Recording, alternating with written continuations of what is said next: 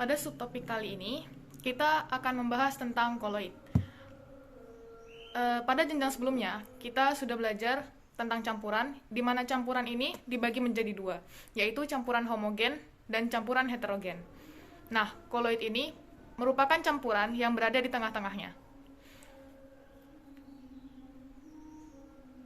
Yang karakteristiknya merupakan campuran dari heterogen dan homogen.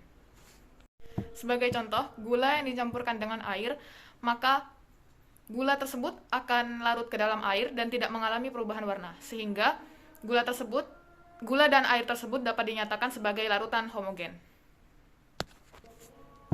Contoh yang kedua yaitu larutan antara air dengan tepung terigu, di mana ketika tepung terigu dilarutkan dengan air, maka akan terjadi endapan sehingga terjadi dua fase.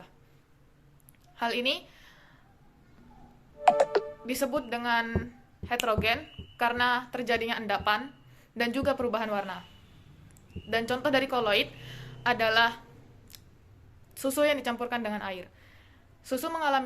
Air yang ada di dalamnya akan mengalami perubahan warna, namun tidak akan terjadi pemisahan antara keduanya. Komponen sistem koloid dibedakan atas dua komponen, yaitu fase terdispersi dan fase pendispersi, di mana fase terdispersi bersifat kontinu atau terputus-putus, sedangkan fase pendispersi bersifat kontinu. Sebagai contoh, yang dicontohkan tadi adalah susu. Fase terdispersinya adalah susu dan fase pendispersinya adalah air. Pengelompokan koloid yang pertama berdasarkan fase terdispersi dan medium dispersi. Yang kedua berdasarkan tingkat kestabilan.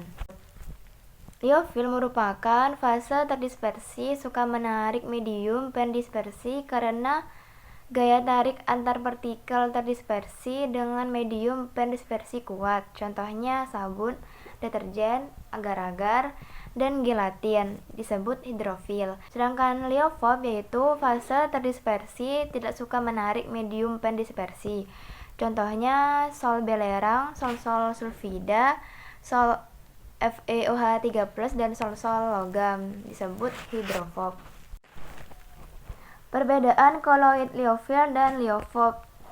Kalau liofil stabil, sukar diendapkan, kekentalan tinggi, reversibel.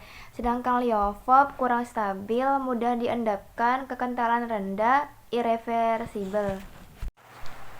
Contoh soal yang pertama adalah sifat-sifat berikut menunjukkan sifat koloid kecuali A dapat lolos dari kertas saring, B menghamburkan berkas cahaya, C dapat mengabsorpsi, D menunjukkan gerak Brown, E dapat bersifat hidrofob atau hidrofil. Jadi kita bisa jelaskan sebab koloid hanya dapat disaring dengan penyaring ultra.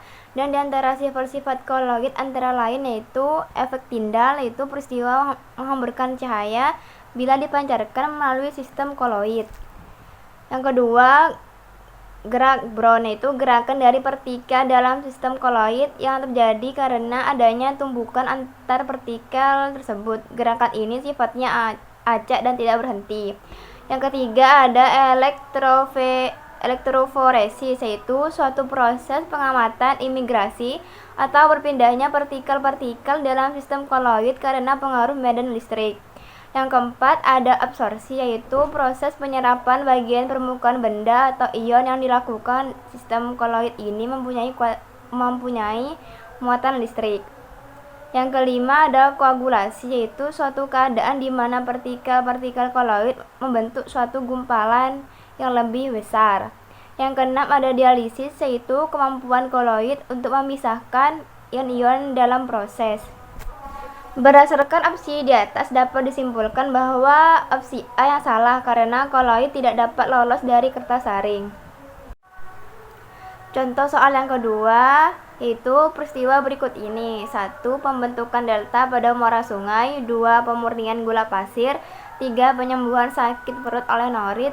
4. Penjernihan air. Merupakan contoh koagulasi koloid adalah Pembahasannya yaitu koagulasi merupakan suatu keadaan di mana partikel-partikel koloid membentuk suatu gumpalan yang lebih besar. Penggumpalan ini dikarenakan oleh beberapa faktor, antara lain karena penambahan zat kimia atau enzim tertentu.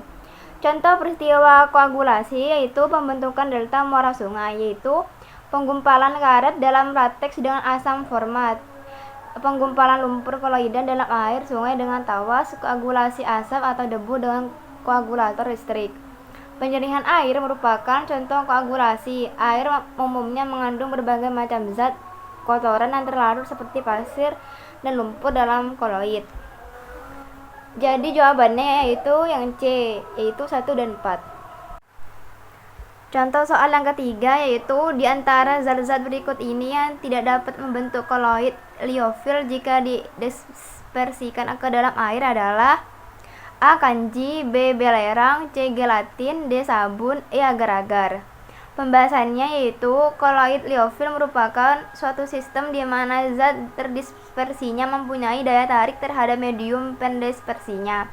Sebaliknya, koloid liofil suatu sistem di mana zat terdispersinya mempunyai daya tarik yang kecil terhadap medium pendispersinya. Jika medium dispersinya adalah air, maka kedua jenis ini disebut koloid hidrofil dan koloid hidrofob. Contoh koloid hidrofil: protein, sabun, deterjen, agar-agar, kanji, dan gelatin. Sedangkan contoh koloid hidrofob: susu, mayones, sol belerang, sol logam. Jadi jawabannya yang B, yaitu belerang. Soal yang keempat yaitu salah satu perbedaan antara suspensi dan koloid adalah A. Koloid bersifat homogenis sedangkan suspensi bersifat heterogen. B. Koloid menghamburkan cahaya sedangkan suspensi meneruskan cahaya. C. Koloid stabil sedangkan suspensi tidak stabil.